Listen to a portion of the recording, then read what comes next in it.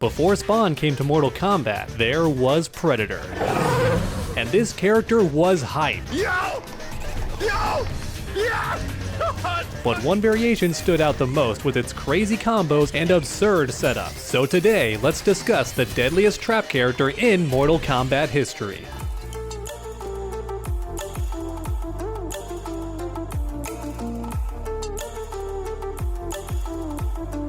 So the main reason anybody plays this variation is the snag ability, because it's very, very strong, and that's a good thing because his other ability is so lacking that it's borderline useless. We'll talk about that move more later on, but first off, the fun stuff. The snag ability is essentially a trap that hits low when it detonates, and the fact it hits low is very scary because Predator has a bunch of overheads in his strings, which means if timed correctly, it can be near impossible to block this trap. So for a fast example, let's say you and I are fighting. I do a string, do the trap, then go for a second string. Look at that, overhead low almost immediately, very tough to block. And it gets even trickier if I delay the overhead just a little bit. Now the overhead and low are almost instant, or in other words, near impossible to block. Now you're strung up like an idiot about to eat a full combo. Playing the Hunter Predator boiled down to 3 steps. Step 1, launch the opponent, usually with a meter burn scimitar stab. Step 2, end the combo with the trap, and then step 3, go for a mix-up. Usually an overhead, but there's other options, and it gets crazy, trust me. You've already seen this string, 3-2,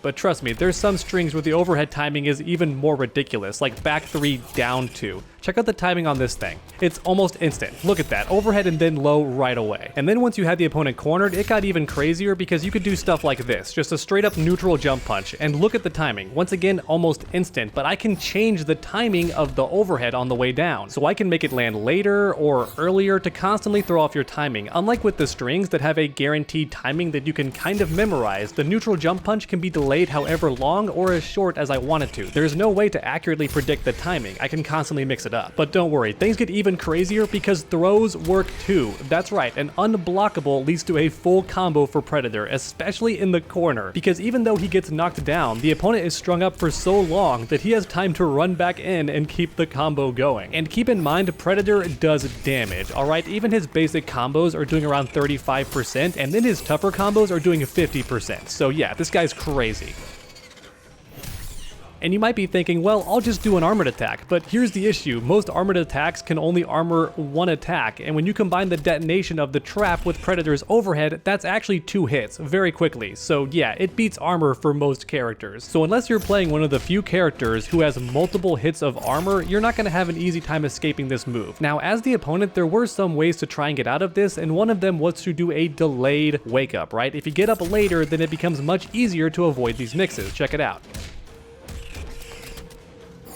Look at that, the overhead missed completely, which meant the opponent just had to block low. There was no longer a mix-up, which seems really good, right? It seems like a get out of jail free card, but it's actually not, because there's actually a big consequence to this strategy. And that's because the trap itself is actually plus on block when it detonates, which means the Predator just gets guaranteed pressure. He can go for a throw, he can go for more mix-ups, he can throw out a smart disc, all that crazy stuff. So yes, you avoided the mix-up, but in doing so, you gave Predator guaranteed pressure. But let's go ahead and leave the corner for a bit, because believe it or not, I'm not even close to done with this move. Snag has so many crazy things going for it. Up until now, you've only seen what happens when you place the trap at the opponent's feet, but you can actually aim this thing. There's a close version, and there's also a far version, which is super important. And that's because the Predator has so many moves that toss the opponent away, which means if the trap's behind them, you push them right into its range. Look at that, strung up for free, baby, no meter required. Normally, this move needs bar to extend combos, but not if I knock them into the trap. Then the combo is there for free. And the same is true for this string right here. Predator hoists the enemy up, slices them down, and then tosses them away. And guess what happens if there's a trap back there?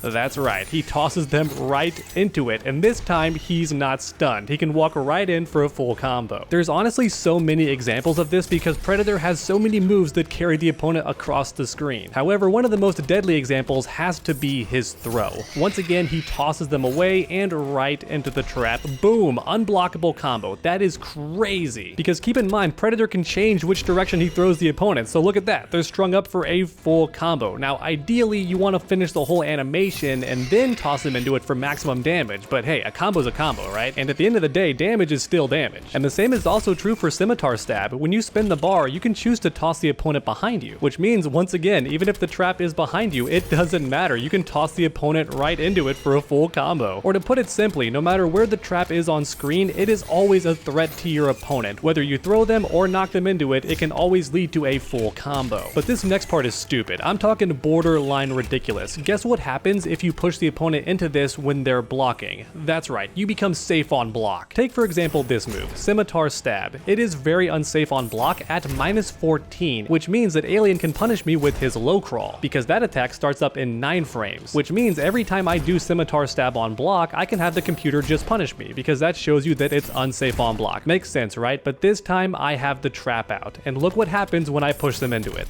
That's right, I'm completely safe on block. That to me is the craziest thing about the snag. You can do things that would be completely unsafe on block, whether it's a string or a special move, but the detonation of the trap keeps you safe. In fact, you can actually make yourself plus, but it requires some pretty crazy spacing. You essentially want it to detonate as late as possible. If that happens, you're actually plus, not just safe. And would you believe me if I said this move has a meter burn version? Because it absolutely does, and it's ridiculous. Instead of going off after a set period of time, the meter burn version detonates instantly. Yeah, right away. And because the trap can be done from the air, this makes it a very tricky jump in, because normally a jump in is an overhead, but now it's an instant low. Yeah, a lot of players did not see that coming. And because the trap now activates instantly, it becomes much scarier on block, because typically the trap can be reacted to, right? If I throw it out in neutral or while you're blocking willy-nilly, you can punish me for it before I had time to defend myself. However, that's only because the snag doesn't activate right away, but the meter burn version does. And once again, I have Alien doing low crawl because it's 9 frames on startup, right? Pretty fast. Check this out. Look at that. There was no gap. That's a 9-frame attack. That is close to the fastest attack in this game. And even so, Alien can't interrupt me for doing this trap on block. And you likely already guessed this, but yeah, it also extends combos. Like, it no longer has startup, which means it's guaranteed to combo after a string. So I can do this and look at that, 3 hits. Or in other words, this move is godlike on hit or block, and the Predator player doesn't have to guess anymore. He can just kind of throw it out, right? Because if he hits you, he gets a full combo. But if you block it, guess what? It's plus, so he can just keep going. But believe it or not, I'm still not done talking about this move, because guess what? You can detonate it. Yeah, you can totally just detonate this thing, and the explosion is a lot bigger than you think, and yes, the explosion still hits low. Or in other words, even if the opponent is not near the trap, they still have to worry about getting hit low, because the explosion has such good range. And as a result, if you want to zone with this move, you absolutely can. You can jump backwards or backdash, and then throw this thing on the floor to get some breathing room, because the explosion makes the opponent respect it. If this move was just a regular trap that only hit on the floor, then whatever, they would just jump over it, right? Even though it's got a pretty big hitbox, they could try to jump over it or hop over it, use a special move, you get the idea. But the fact that you can detonate it with such a big explosion takes that option off the table. The opponent does not want to jump over this thing, so yeah, it can be used to create space. And that's kind of a big deal, especially at the casual level, because Predator has moves like this that reduces chip damage. Like, yeah, you can still see him, but if he blocks your attacks, he's taking less damage, so that can be good against a zoner or keep away character. So for example, if I'm playing Predator, I'll jump backwards, throw the trap, and then activate my cloak, and boom, I just made the matchup that much easier. Or hey, maybe instead I just throw out a smart disc, because that's great for locking the opponent down for a run-in. So I jump backwards, do a trap,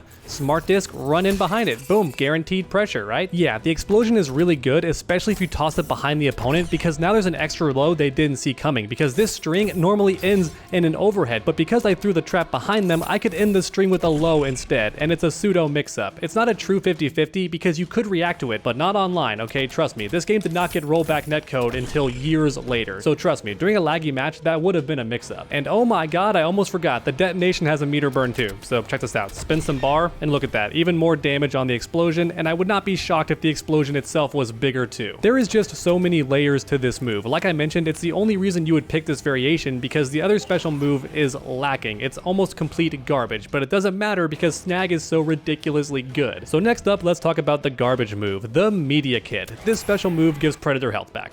That's it, and it only gives him 5%, which is already not great, but it gets even worse because check out the stamina bar.